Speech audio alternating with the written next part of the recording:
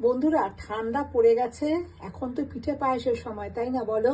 তা আজকে না ভীষণ কিছু পিঠে বানানোর ইচ্ছা হচ্ছিল।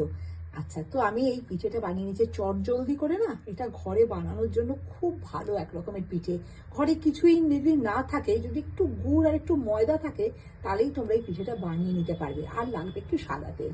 হাত পরিষ্কার করে ধোয়া বন্ধুরা। কিছু জিনিস আছে যাতে হাত না দিলে বানানো অসম্ভব। এর মধ্যে দিয়েছি পাটালি গুড়, ময়দা, জল, কেউ দুধ দিতে পারো। আমার ঘরে দুধ ছিল না, তাই শুধু জল দিয়েছি। এখানে কাজু বাদাম দিয়েছি, আর এর মধ্যে আছে কিশমিশও দিয়েছি। এই যে কড়াইতে সাদা তেল দিলাম। হ্যাঁ বন্ধুরা, অনেকে কিন্তু ঘিয়েতেও করে, আমি ঘি দিইনি, আমি সাদা তেলে করছি। আর এই ধরনের একটা হাতা, গোল হাতা, এই গোল হাতাটা একটা করে মাপে এটা দিলাম তেলের মধ্যে, একটু হতে দিতে হবে।